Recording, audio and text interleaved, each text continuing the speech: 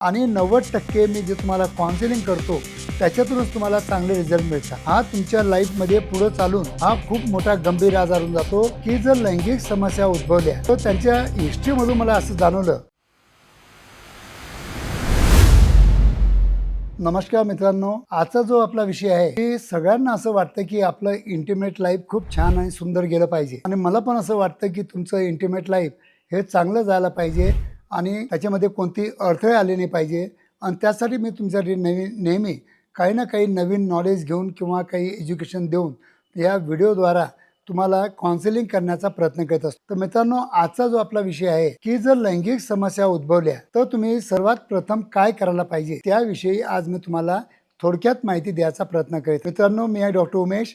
As a clinical sexologist म्हणून गेल्या 40 वर्षापासून सातत्याने तुम्हाला मी लैंगिक विषयाबद्दल काही ना काही चांगलं सायंटिफिक मार्गदर्शन करीत असतो। मित्रांनो, खरोखर माझे जर व्हिडिओ तुम्हाला आवडत असतील तर नक्कीच माझ्या मराठी चॅनलला जास्तीत जास्त लोकांनी सबस्क्राईब करा आणि जास्तीत जास्त आपल्या मराठी बांधवांना शेअर पण करा। तर मित्रांनो, काय होतं की आता माझ्याकडे बरीच पेशंट येतात तर त्यांच्या हिस्ट्रीमधून मला असं जाणवलं की बऱ्याच लोकांना प्रॉपर काउन्सिलिंगची गरज असते। ट्रीटमेंटपेक्षा पण त्यांना काउन्सिलिंग खूप महत्त्वाचं असतं। पण काय करतं की तुम्ही बंधू लोकांकडे जाता किंवा ऑनलाईन काही उपचार घेता आणि तुम्हाला प्रॉपर गाईडलाईन भेटत नाही। तुम्हाला तुमच्या हेल्थविषयी जे काही तुमचे म्हणजे बॅड पॉईंट असतील त्याच्याबद्दल कोणी एक्सप्लेन करत नाही आणि फक्त कोणी डॉक्टर असो टॅड्याला फील किंवा सेलिना फील देऊन तुम्हाला टेम्पररी फिक्सिंग किंवा टेम्पररी रिझल्ट द्यायचा एक प्रयत्न करीत असतात। पण मित्रांनो, हा टेम्पररी इफेक्ट हा तुमच्या लाईफमध्ये पुढे चालून हा खूप मोठा गंभीर आजार होऊन जातो।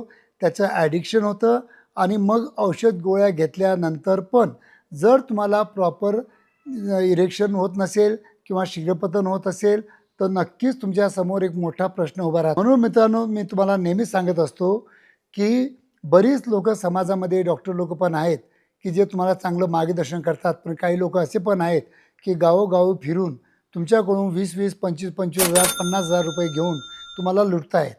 कारण की परवाच माझ्याकडे एक पेशंट आला, तो लखनौला जाऊन आला आणि फक्त 50,000ची औषध घेऊन आला। तर इतक्या लांब तुम्हाला जाण्याची गरज पण नाही। उगीच काही लोक दिल्लीला पण जातात, दिल्लीला जे डॉक्टर लोक आहेत ते पेनाइल इम्प्लांट वगैरे करून बसतात। तर असं न करता आपल्या शहरातील तज्ज्ञ डॉक्टरांकडे जा, त्यांचं मार्गदर्शन घ्या। आणि नेमकं तुमचं काय चुकतं तुम्हाला मी सांगतो की तुम्हाला लैंगिक समस्या का बरं झाली याचं मूळ कारण तुम्ही शोधत नाही। तुम्हाला अनकंट्रोल डायबिटीज आहे का, अनकंट्रोल बीपी आहे का, किंवा तुम्हाला स्ट्रेस आहे का तुमच्या दोघांचं नातं प्रॉपर नाही आहे का, या सगळ्या गोष्टींचा विचार करून तुम्हाला प्रॉपर ट्रीटमेंट प्लॅन द्यावा लागतो। फक्त आणि फक्त औषधी देऊन आपण लैंगिक समस्या दूर करू शकतच नाही। कारण की मी 90% काउन्सिलिंग करतो। 90% माझा जोर असतो की तुम्हाला काय खायला पाहिजे, काय नाही खायला पाहिजे, तुमचं पौष्टिक आहार कसा असायला पाहिजे, बॅलन्स डाईट कसाला असा पाहिजे, कोणते एक्सरसाइज करायचे, किगल एक्सरसाइजला काय महत्त्व आहे, जर पोटाचा आकार वाढला असेल तर त्यासाठी कोणते एक्सरसाइज करायचे, तुमचं वजन वाढलं असेल तर त्यासाठी कोणते व्यायाम करायचे, कोणतं डाईट घ्यायचं, या सगळ्या गोष्टीबद्दल मी तुम्हाला कल्पना देत असतो। आणि 90% मी जे तुम्हाला काउन्सिलिंग करतो त्याच्यातूनच तुम्हाला चांगले रिझल्ट मिळतात। फक्त 10% माझी औषधी काम करतात। मित्रांनो, फक्त आणि फक्त औषधी घेऊन जे तुम्ही लैंगिक समस्या ऑनलाईन सॉल्व्ह करण्याचा प्रयत्न करता किंवा एखाद्या मित्राच्या सल्ल्यानुसार काम करायचा प्रयत्न करता आणि इथंच तुम्ही चुकता। लैंगिक समस्या असल्या तर काही घाबरण्याचं कारण नाही। बिनधास्त तुम्ही क्लिनिकमध्ये येऊ शकता, इव्हन तुम्ही पती पत्नी पण येऊ शकता, प्रॉपर माझ्याशी चर्चा करू शकता।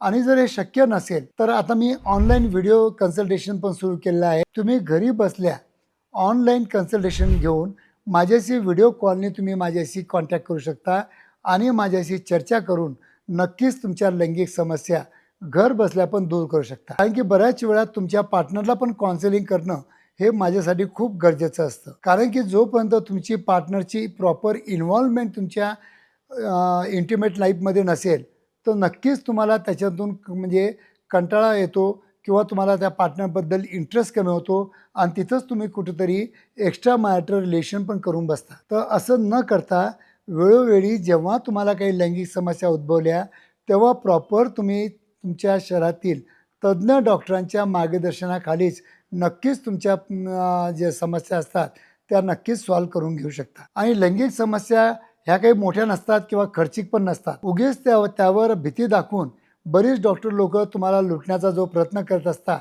तर अशा लोकांकडून तुम्हाला खूप सावध राहणं गरजेचं असतं. त्यांना तुमच्या लैंगिक समस्याबद्दल काही घेणं देणं नसतं. ते फक्त तुम्हाला एक वायग्रा औषधी देऊन काहीतरी आयुर्वेदिक चापाचं औषध देतील, नंतर तुम्हाला काहीतरी पुडी देणार. कारण की बरेच वेळ माझ्याकडे मुंबईच्या एका फेमस डॉक्टरचे पेशंट येतात, तर ते एक पुडी देतात आणि समागमाच्या 2 तासापूर्वी घ्या असं तुम्हाला सांगत असतात. पण मित्रांनो, आयुर्वेदिक शास्त्रामध्ये इन्स्टंट असं कोणतंच औषध नाही. काही आयुर्वेदिक शास्त्र आपल्या पूर्ण शरीरावर काम करतं, फक्त आणि फक्त लैंगिक समस्यावर काम करत नाही किंवा फक्त इरेक्शनवर काम करत नाही.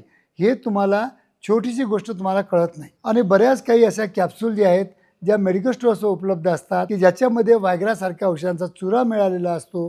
तर असे बरेच वेळा म्हणजे तुम्ही ऐकत असता किंवा रील बघता, काहीतरी एखादं म्हणजे च्यवनप्राशसारखं औषध घेता, पण तुम्ही काही विचार न करता तुम्ही त्या औषधाचं सेवन करता आणि जोपर्यंत औषध घेता तोपर्यंत तुम्हाला बरं वाटतं, पण मुळातून तुमची बिमारी जात नाही आणि तुम्ही doctor to doctor, clinic to clinic फिरत बसता आणि तुमचा वेळ व पैसा खर्च करता. तर असं न करता जर खरोखर जे लोक एक्सपिरियन्स डॉक्टर आहेत, जे सायंटिफिक डॉक्टर आहेत, जे सेक्सॉलॉजिस्ट आहेत, ज्यांना तुम्हाला काउन्सिलिंग करण्यासाठी वेळ आहे, अशा डॉक्टरांकडे तुम्ही गेला तर लैंगिक समस्या या सर्दी खोकल्यासारख्या ताबडतोब सॉल्व्ह होण्यासारख्या असतात. तर मित्रांनो, जर हा माझा व्हिडिओ आवडला असेल तर नक्कीच आपल्या मित्रांना शेअर करा और त्यांना पण मदत करा. धन्यवाद.